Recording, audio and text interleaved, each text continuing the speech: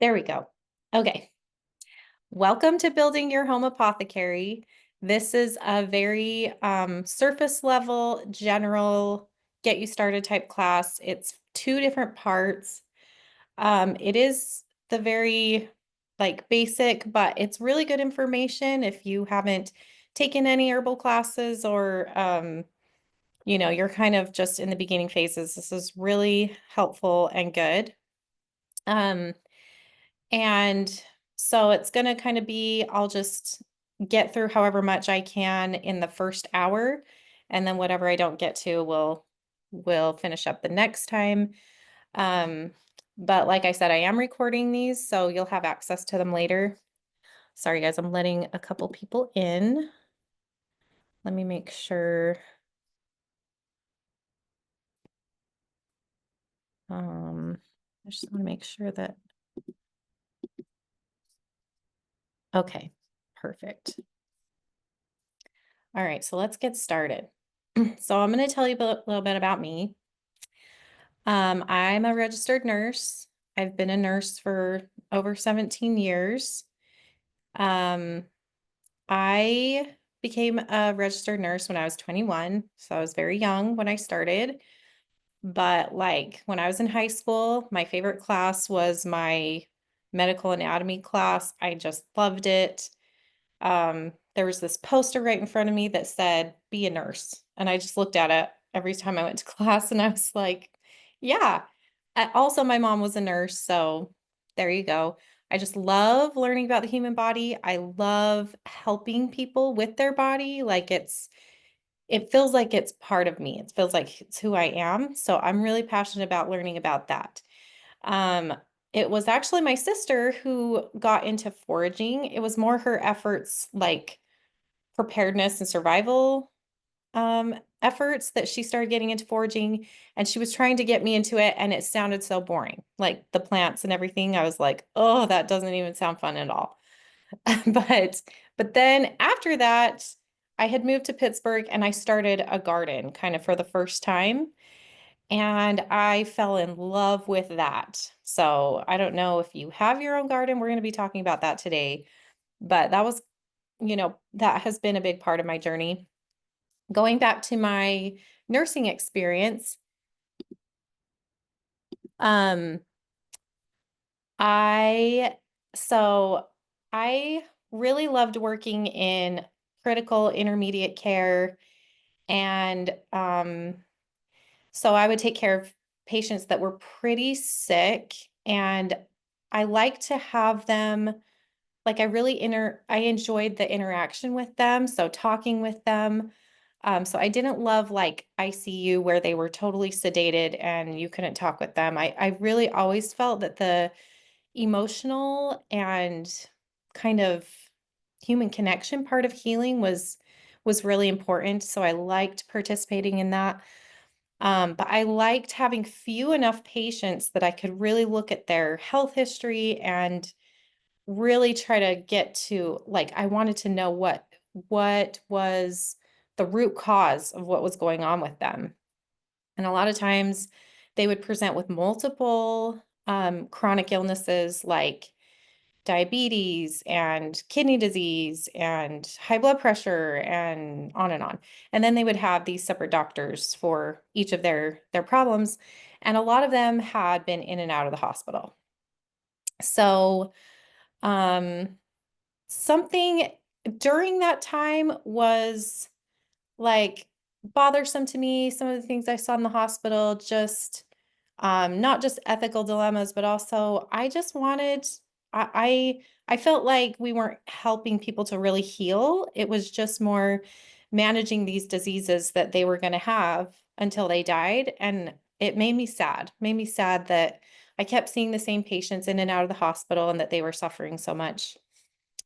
Um, anyways, fast forward, had 6 children. That has been my primary occupation, and being a wife. I helped my husband for a while with property management, so I had my real estate license and whatever. But anyways, after my sixth child was born, she's 7 now. That's when I really started to study about herbalism. gardening, like I said. And that's kind of that, and a huge health crisis of my own kind of really pushed me into becoming passionate about herbal medicine, passionate about plants and what they can do for our bodies.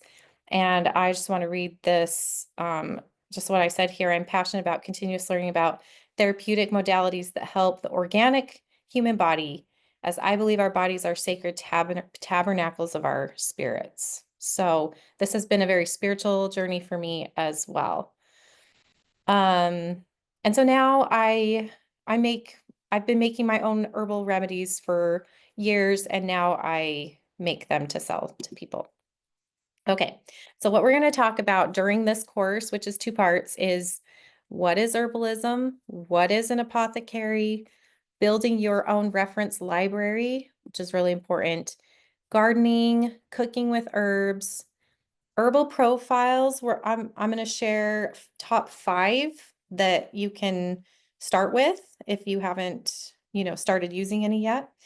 Materials that you need for all these different types of remedies, teas, tinctures, and skincare.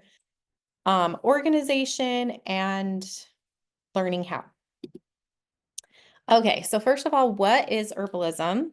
This quote comes from the NIH at PubMed Central. Synthetic drugs address symptoms caused by specific diseases as understood by scientific pathology. However, herbal medicine usually directs towards aiding the body's own healing process. So, synthetic drugs are more reactionary, whereas um, herbal medicine is more like proactive and, intentional prevention. Herbal therapy is a holistic therapy integrating emotional, mental, and spiritual levels. Lifestyle, emotional, mental, and spiritual considerations are part of any naturopathic approach. The use of herbs does not generally involve drug actions or adverse effects. Although medicinal plants are widely used and assumed to be safe, however, they can potentially be toxic. Where poisoning from medicinal plants has been reported, it usually has been due to misidentification of the plants in the form in which they are sold, or incorrectly preparation and administration by inadequately trained personnel. So it's really rare to get an adverse or side effect from an herb if you're using it the way it's intended to be. If But there are toxic plants, there are components in herbs that can be toxic at certain levels. And so you do need to have some level of understanding and wisdom when you're using them. I've heard people say, "Oh, it came out of the ground, so it must be good for my body." And that doesn't fully make sense when you consider like poison ivy and, there's poisonous plants out there. And you have to be careful and very meticulous when you're identifying them, as well as when you're preparing them. There needs to be a certain process to keep it free of like mold and bacteria growth and things like that. Deaths or hospitalizations due to herbs are so rare that they are hard to find. Even the National Poison Control Centers of the United States does not have a category in their database for side or adverse reactions to herbs. I think that's so cool.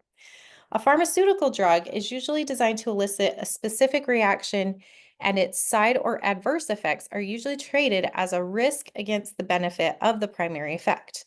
Herbal medicines usually tend to have several broad complementary or synergistic actions on physiological systems at the same time, which are usually in the same general therapeutic direction and often nonspecific. So, um, what pharmaceutical drugs are like?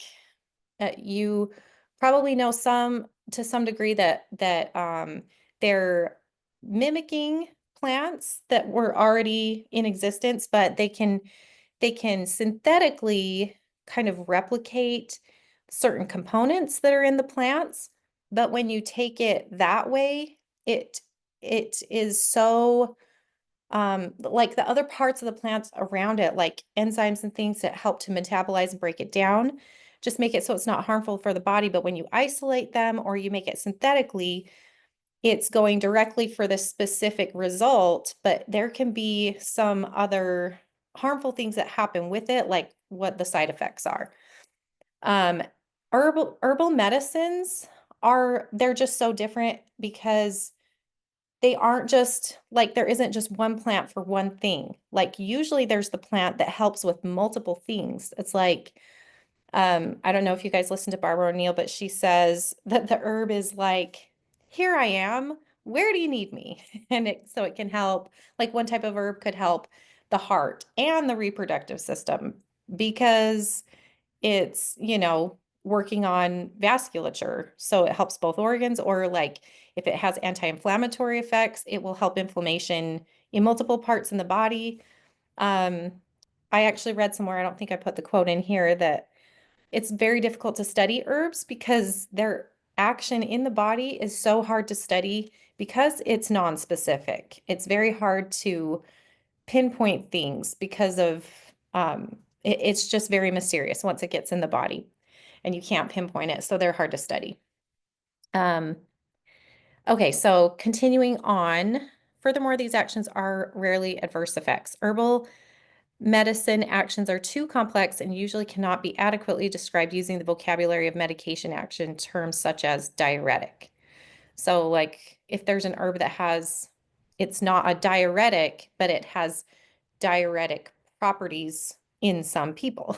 So that does make it hard to study. Many people who seek medicinal plants have already been involved in pharmaceutical therapies, and that was me. Medicinal plants may act as antagonists or potentiate some other drugs.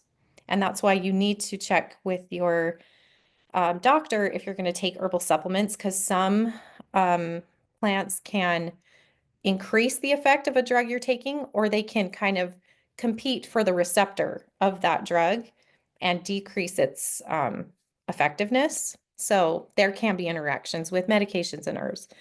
Herbalists usually do not like to treat the primary presenting symptom undergoing drug treatment, but rather concentrate on supporting other systems and functions stressed by the primary symptom. This allows the body to recover its strength and healing potential, so it can then direct these capabilities towards repairing and presenting conditions. So instead of going after the symptom, you're focusing on like, okay, why am I having this swelling in my legs? Well, it seems like the liver is struggling. So we're going to focus on the liver and healing and repairing the liver instead of just going for like something that's going to drain the fluid in the legs, if that makes sense. So herbalism is more focusing on what is the root cause, and let's go and treat that so that the body can take care of the rest itself, because it can if it's properly working. Okay, so side by side comparison, herbalism focuses on mental, spiritual, emotional, and physical components. So it's looking at the body, the person as a whole with all of these components. One example of this that it's like even in nursing school, they told us that stress can cause people to have ulcers, but we didn't really talk about like what other things stress can cause, and we don't usually link those in the medical world. Just the physical, I mean, I feel like it's getting better. I feel like people are talking more about the connection of all these things, emotional and mental. But it doesn't end up coming out in the primary like treatment plan, you know? Um, but that's what herbalism does. It's like looking at the full picture of what's going on with that person and addressing all of them. Focusing on getting to the root of the problem rarely causes toxicity, generally considered safe in non-pregnant individuals.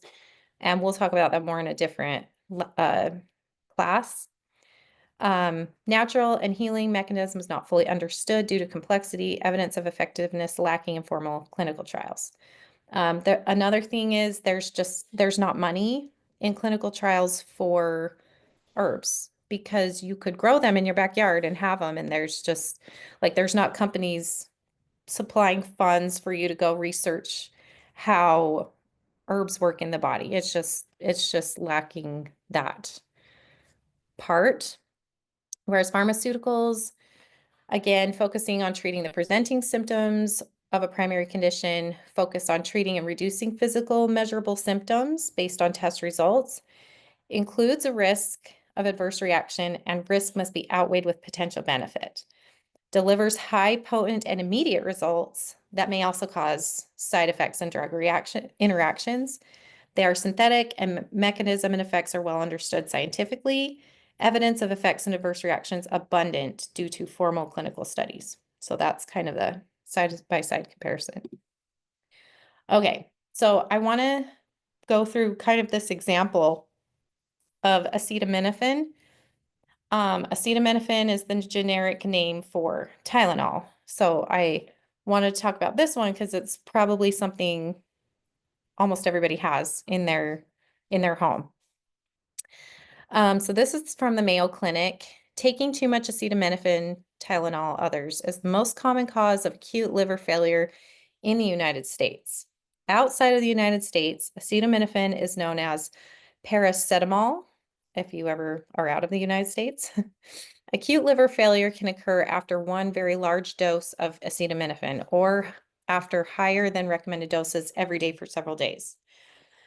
So I have someone very close to me who died from Tylenol overdose. It only, like, pretty much once you have um, caused the liver to fail, it is like you can't come back from that kind of. So it is very, very, very caustic to the liver. Um, this one is from the NIH, a study. It said acetaminophen is responsible for 56,000 emergency department visits, 2,600 hospitalizations, and 500 deaths per year in the United States.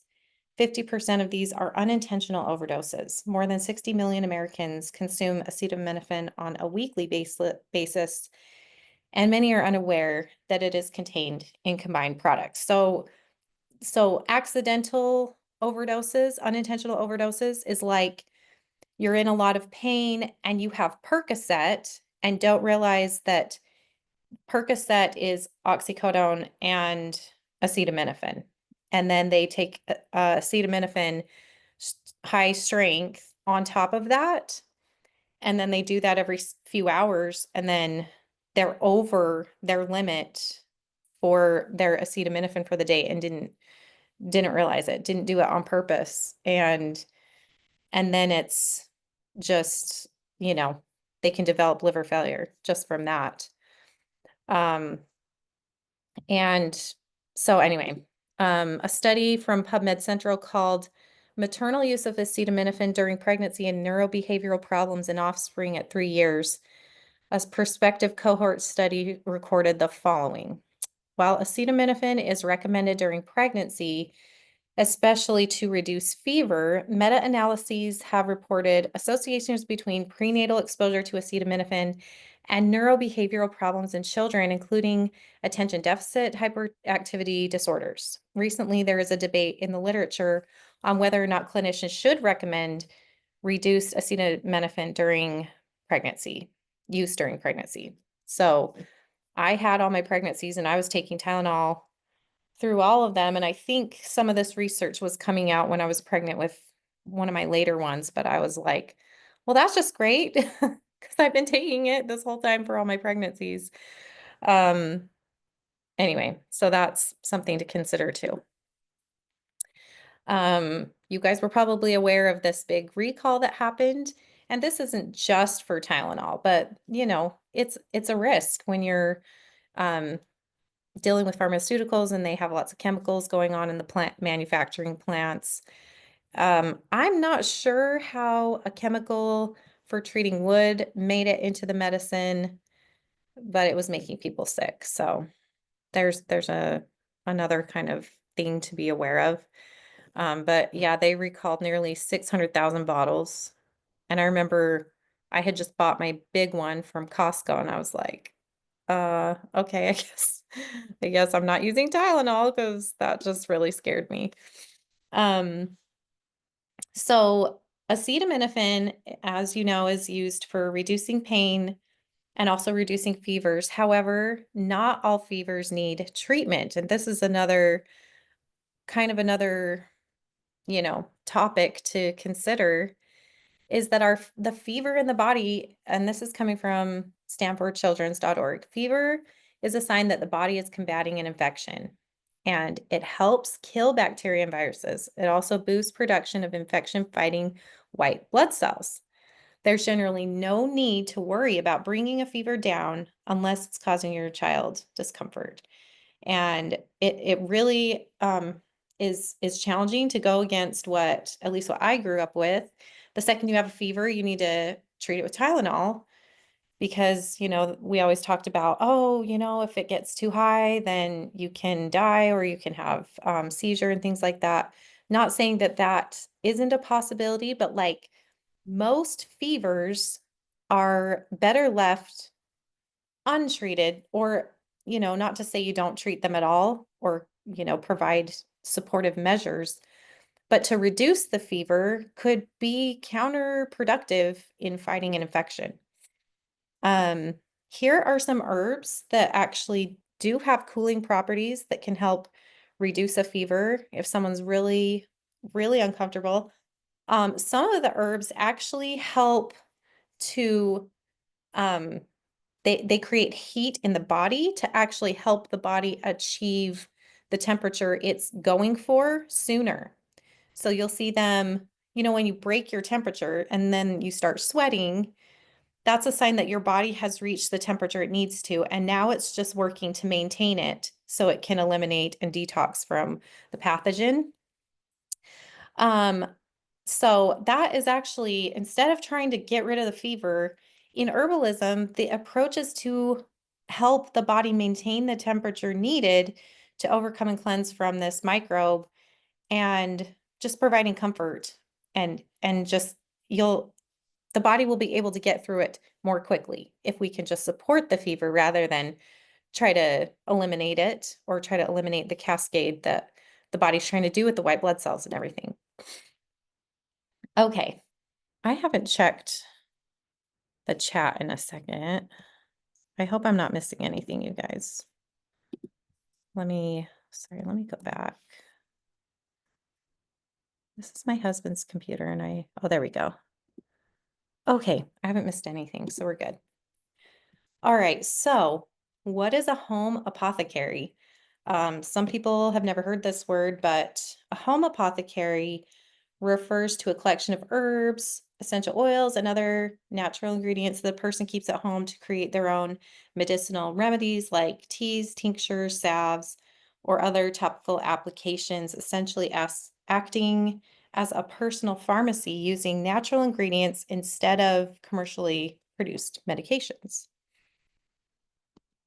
So we're going to talk about building it. And the first step, in my opinion, is my recommendation is build your home remedy, herbal remedy reference library. And so these are on these slides are some of the books that I just highly recommend. And, you don't have to buy a book and read it cover to cover. Um, because there's one part that's like, well, I need to read about this in advance so that when sickness does happen in my family, I like know what to do. But often what is helpful is kind of having your references there. And then when something comes up, you can go and learn about it in that moment, and it will really stick because now you're going to have an experience with it instead of trying to overwhelm yourself and learn everything all at once kind of thing. At least that's worked really well for me, to just kind of take it case by case and learn as I go. This one is Nicole Appelian, and she is super smart. She was on Alone, I think was the series, and she was like totally thriving out there, foraging all the all the plants, and I mean she did awesome, but her book really goes through in detail, not just herbal remedies, but other things that help with specific ailments. So has common ailments there. This one is So awesome. Prescription for nutritional healing. It's like this thick. It's like an encyclopedia. And I love it because it talks about drug-free remedies, so vitamins and supplements, but also like, cold compresses and exercises. And but what it also does is it goes through and tells you what the medical approach would be as well. So you're kind of getting like just this big um scope of both perspectives, and gives just like really amazing things to do and to try for specific ailments. Like there's a whole section in there, for instance, on migraine headaches. And so, anyways, my sisters and family, they call me like, this is going on. What should I do? And I just literally take pictures from this book, like, here's all this information, read about it and see what feels right for you. Um, this book here, Medical Herbalism, is more nerdy, scientific look at herbalism. So I love it. If you're really wanting to get into herbal medicine, then it's a really, really awesome reference to have. Um, Rosemary Gladstar, she has multiple books. These are two of hers on this page. And she is really amazing. Everything from her is good. And she just has these recipes um, for your whole family. She has children's recipes. And it's nice to just have a recipe book. And she talks about teas or tinctures and her recommendations for whatever. And she's just like super knowledgeable. Um, Everything she has to offer is just great. And then this one over here is it's talking about like, how to identify them, growing them, and then using them like right out of your backyard. Because it like a lot of recipes you'll find will have them like already dried and harvested already. And so it's nice to have that perspective on the whole process of it, from planting it to taking care of it, and then recipes to use it like fresh out of the garden. Um, this is 20,000 Secrets of Tea. So like just everything about tea. I really love this one. It also has some really good recipes, but also has like herbal profiles for like the most basic and popular herbs, and very easy to digest. So it's kind of like an all-in-one. So I love that book. I use it all the time. This one's really good. It's just everything if you want to make your own shampoo or hairspray, even just cosmetics, like everything, and natural cleaning things, and just super easy too. And they're just all DIY, and you can use fresh plants, fresh herbs out of your garden for those recipes as well. This one, the Encyclopedia of Herbal Medicine, is so awesome. It's 550 herbs, and it tells you everything about that herb. And I want to say they're in alphabetical order too, so you can just quickly look up all that stuff on that herb. But then there's also a section of the ailments and how and what herbs help with those.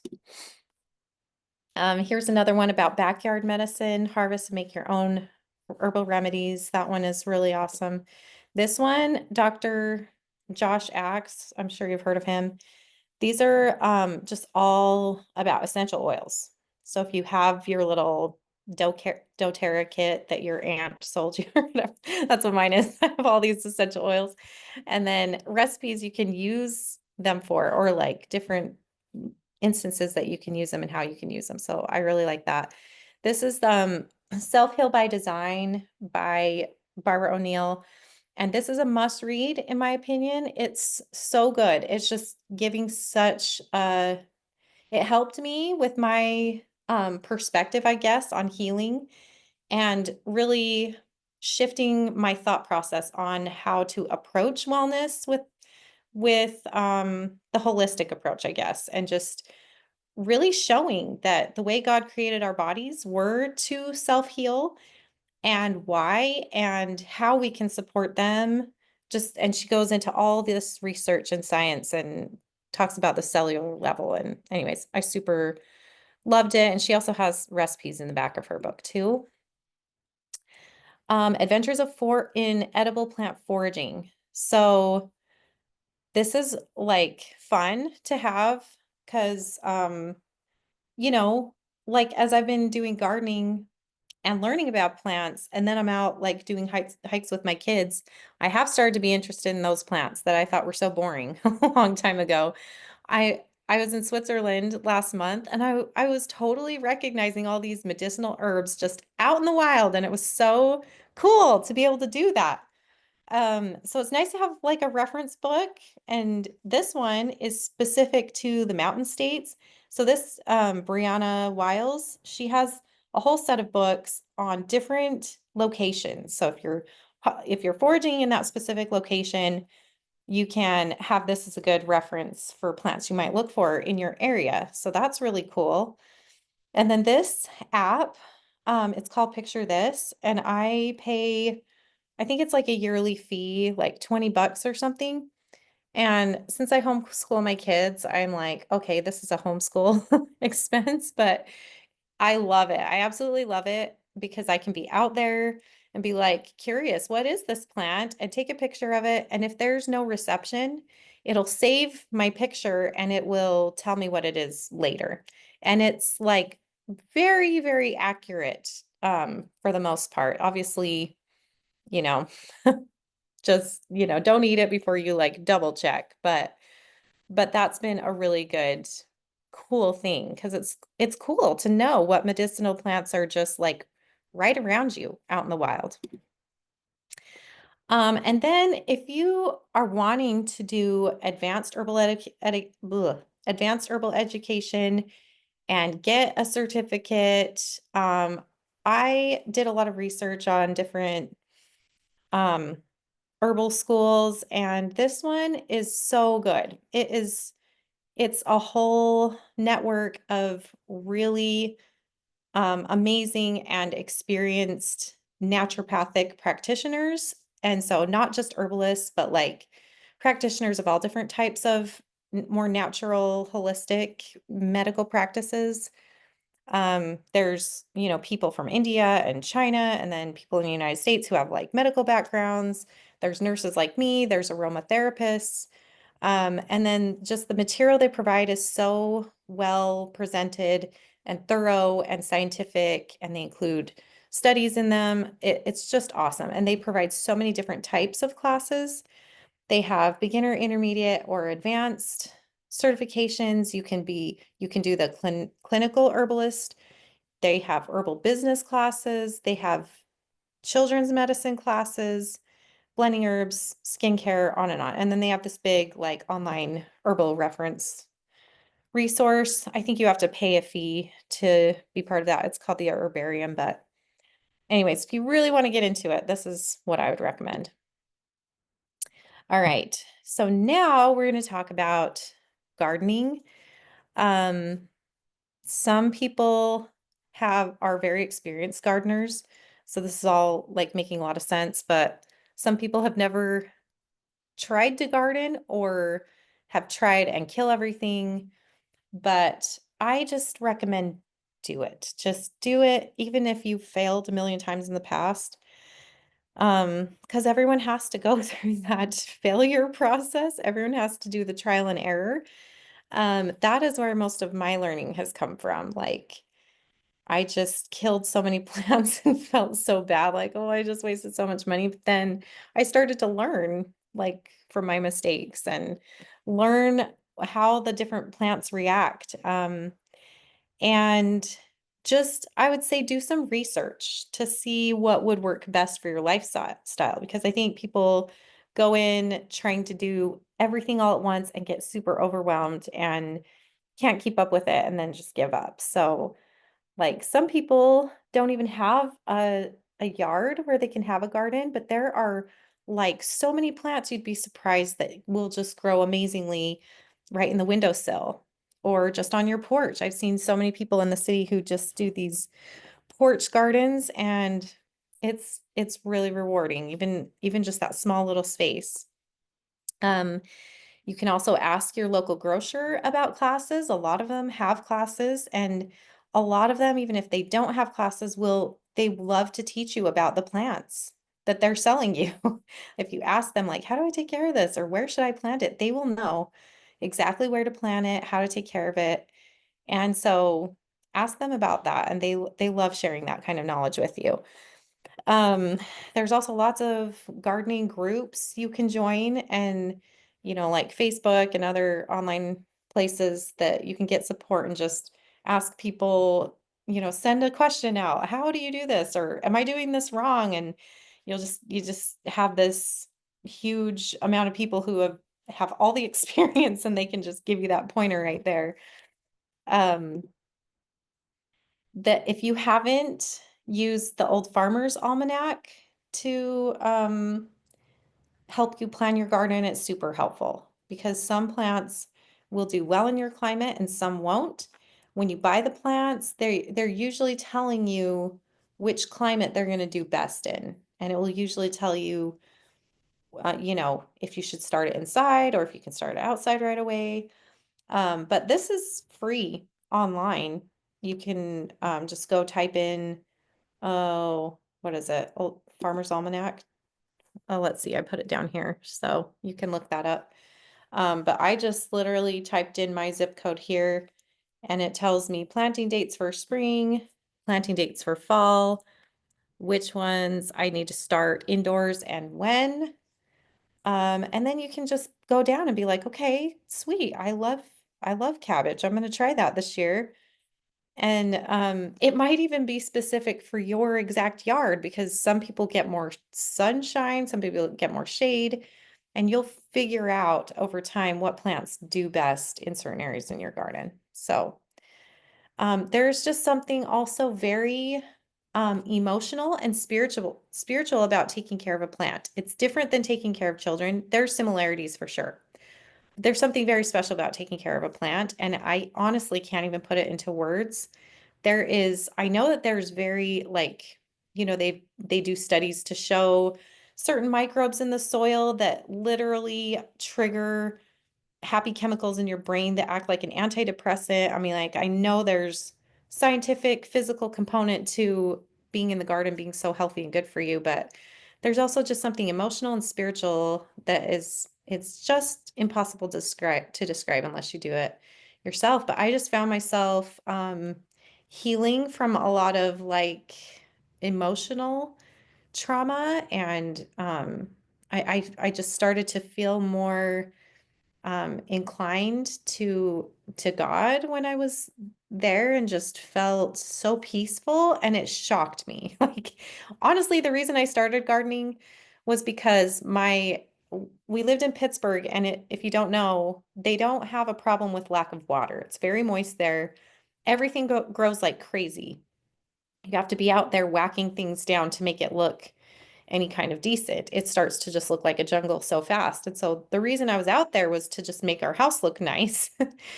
And I was like, I got all the mulch down, I planted some ferns, and I was like, oh my gosh, I am having so much fun. I kind of love this. And like all my kids were inside running amok, and my house was a disaster, but I was like, I just kind of love being out here.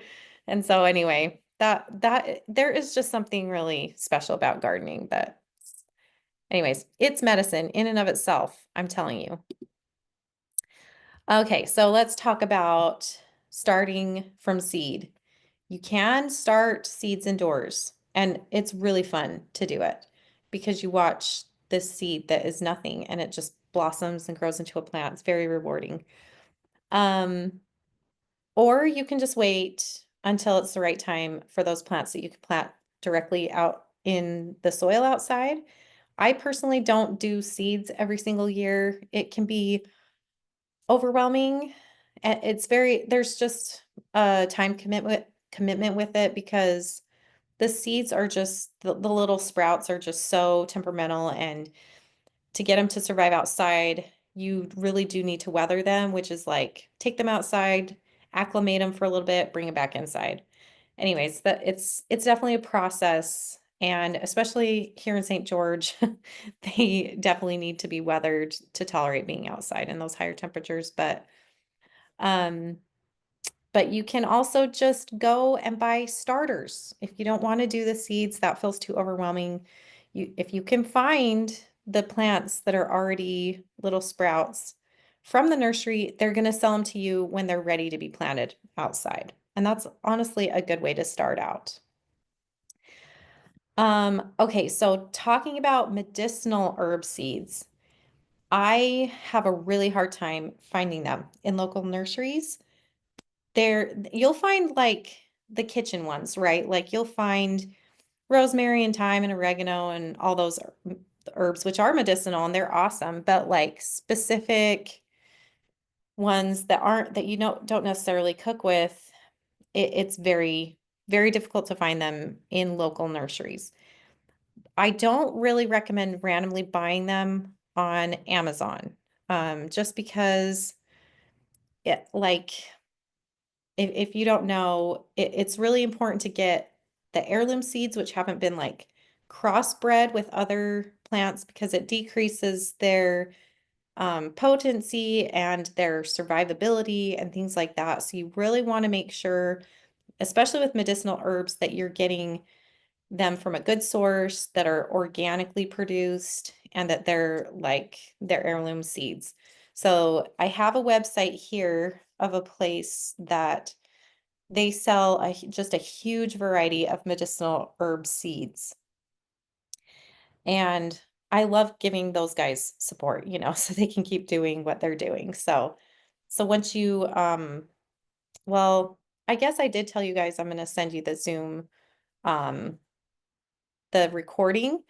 But if you want these slides so you can have all these links, will you just message me after and I can send you the slides, and then you have all this information for reference. All right, so there's also indoor gardening, and this one right here is my countertop hydroponics. And my 9-year-old planted these, and it's super fun to have that, year round. You can keep that going. The windowsill planters, like we talked about, these are those hydroponic towers that I'm trying to convince my husband to let me have. I would just love to have that in my house. And then this one just looks super cute for little plants. You can get different sizes of these grow light shelves. And you'll notice there's difference between the ones that grow inside and the ones that grow outside, but you can do both. Raised beds. This is my garden in early spring this year. Um, Polyculture is a method where you're increasing the biodiversity in the soil and among the plants by planting a bunch of different types of plants next to each other. Most of the time when you think of gardening, it's in these pretty rows, which who doesn't love to look at those pretty rows? But the problem is if one of these gets like a bug infestation, then it wipes out your whole supply. But polyculture, you can kind of plant them around the garden and not lose your whole supply. Also, having like flowers and onions nearby some of your more bug prone plants will help to keep the bugs away. So it's smart for that as well. There's square foot gardening, which I love doing that because it's very organized. And then there's greenhouse option. So this is another really amazing thing for just being able to maintain things in the off season, unless you live in Hawaii. Here's some books that are good for if you want to start with some raised beds. This is a really good one. This is the square foot gardening that I read, and I really liked his method. He comes up with a really good like structure for the soil. Mint leader, this is amazing for what I really took away from this one was how to keep your soil with the right minerals. And seriously, your plants will grow bigger and more vibrant if they have all the minerals they need. And they don't get diseased as easily when they have all their minerals, just like our bodies. So he talks about kind of the macro nutrients they need and the micronutrients they need. So that's really helpful.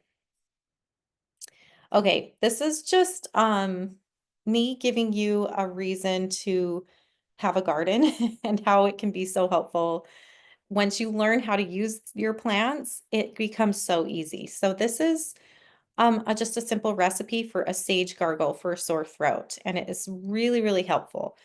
You just you just go out there and grab some of your sage fresh, and you're going to steep it in almost boiling water for 10 to 15 minutes. Then you strain it, let it cool, and then you gargle several times a day as you need for throat support. You can add some honey. That helps with a sore throat too. But it's just so nice to have this, this option when you have a sore throat instead of running to pharmaceuticals. So, what if you don't want to grow your own herbs? What if gardening isn't your thing, or you're just overwhelmed, or you just can't physically? Um, these are um, online. Well, they're online. They sell their herbs online. You can buy from them. And um, something I learned is that if it says it's organic, they can claim organic even if it's only 10% organic. So the best way to know for sure that it's 100% organic is if you grew it yourself, or if it has this USDA organic stamp on it, then it means they went through a certification process. Someone came and verified that that product is 100% organic. So, if you're not friends, or you're not personally observing how they're raising their herbs and plants, you can look for that little seal, and all of these companies right here have that. Mountain Rose Herbs is my personal favorite. They are in California, and they have like 15 organic herb farms out there, and they're all certified organic. They test everything. And when I buy from them, it's just high quality. You can just see it in the color and in the smell. It's just the highest quality that I've seen. Bulk Apothecary has really affordable 100% organic essential oils. So that's a good reference for that. But they also have other herbs and things. So um, I also really like supporting these organic herb farms. So I love to promote you guys to go support them as well. Okay. Detoxing. I'm only going to talk about this briefly. We'll go into more detail with this in another class that's coming up. Um, Detoxing is like a really important step. We just live in a toxic world. That's just how it is. But the things that we're putting in our body, we can really do a lot to minimize or prevent toxic buildup in our bodies from what we eat based on what is going on in our kitchen. So, this can be overwhelming too. It was kind of for me. But like, I feel like it's nice to be gentle with ourselves and just realize it's a process, and you don't have to go throw away everything in your kitchen and go and spend all this money to replace it all at once. It's like I kind of do it slowly, like, slowly phasing out the toxic Teflon cookware. And when I make a purchase, I'm just more intentional about it. So Teflon, aluminum, and nonstick coated pans have all been proven to release harmful chemicals into the food. So stainless steel, cast iron, ceramic, or glass cookware is the best. Processed food. This is one that we all know we shouldn't be doing. It's hard. It's hard because it's just so in our faces. When I was in Switzerland, and any of you who have been in Europe probably noticed, there is just not nearly as much processed food around. When we were at the hotel and they had a continental breakfast, normally here in the States, continental breakfast is like, you know, waffles and sugary cereal and muffins and bagels and just all of it's really processed. But when we were there, it was like fresh farm eggs from, and there was like a picture of the family that contributed these eggs. And then there was like fresh fruit and vegetables. There was freshly made bread and milk and just yeah, it was really it was very foreign to me. I was like, what is this? But I loved it. And so it's just sad that it's just a part of our culture to have all this really processed food and refined sugars. So being intentional about trying to get rid of that stuff, stock up on fresh fruits and vegetables, whole grains, nuts, seeds, and try to start buying organic. They've shown so many studies that even just 5 days after you eat an organic diet, that the content of pesticides and whatever in your body go down so significantly. And who knows how that is affecting our body over time by consuming these at a higher rate than ever has been before.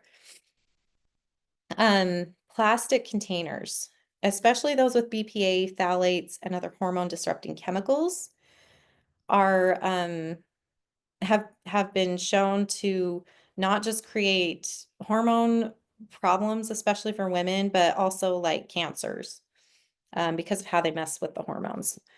Um, Glass, stainless steel, or silicone food storage containers are best, especially when you're heating them. You know, back in the day when I was growing up, they used to have on all the plastic Tupperware, do not put it in the microwave. But I feel like everybody just puts them in the microwave. And when you put them in the microwave, that's when they release the most content of those BPAs and phthalates and things.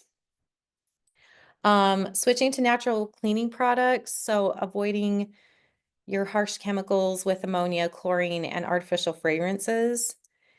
Um, all of these things that we inhale are processed in our liver, and it really does start to bog down the liver and stress it out. So try to go for, you can do a DIY all-purpose cleaner.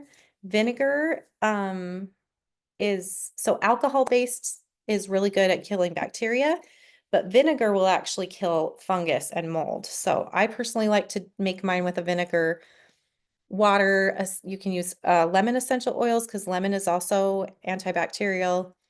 Baking soda is amazing. The oxidation makes it so mold, bacteria, fungus cannot live and exist where oxidation is happening, which is why hydrogen peroxide also works as a really good natural disinfectant. Filter your water, avoid tap water because that can have chlorine, heavy metals. That's my alarm, my 5-minute alarm. Heavy metals and other contaminants. Try to use a water filter. Charcoal reverse osmosis. I have a Berkey filter.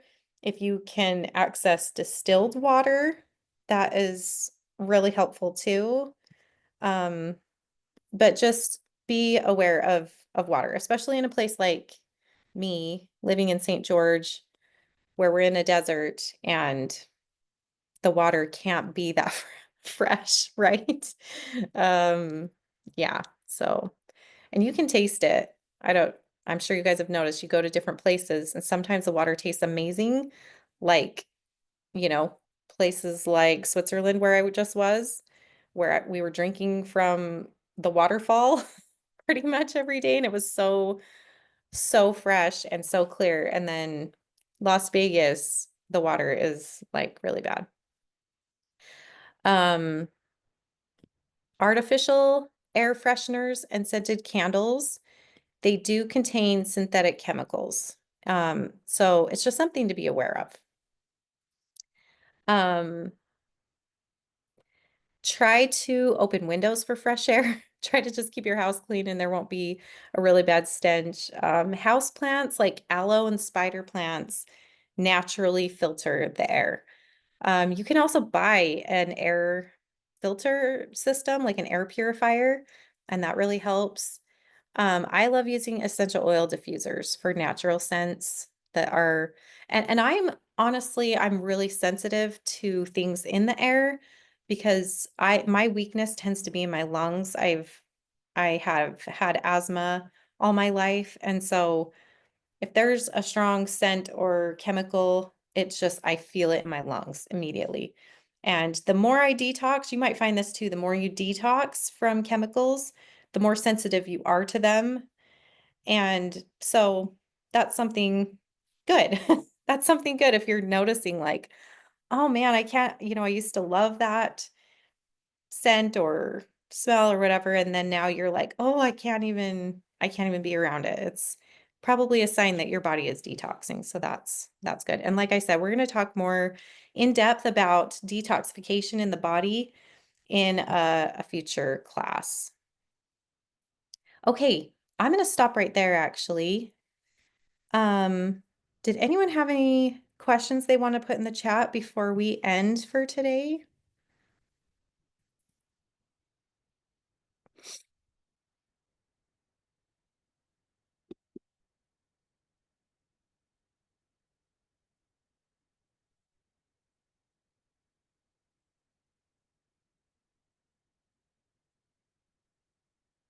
Um, okay, so I'm going to go ahead and wrap up. I will ask you guys who came today, will you let me know just on a personal, like in a personal message or something, if Zoom tends to work better for you, or if you would prefer to meet in person? This is the first time I've tried to offer classes, and I want to make it, optimal for you guys. So if you have a preference as to whether you'd like to meet in Zoom or you'd prefer to do an in-person class, let me know because I would really appreciate that feedback. Otherwise, thanks so much for joining today, guys, and I really hope to see you next time. Next time, we're going to be talking more specifically about things to put in your apothecary, and we're going to go into those basic herbs and break it down, like the different characteristics of the herbs and how you can use them and things like that. Okay, so thank you. I will send you a copy of the slides. And everybody who came today, I'm going to send you a copy of the video so you can have it. So thanks again for coming, guys, and I will see you next time. Bye.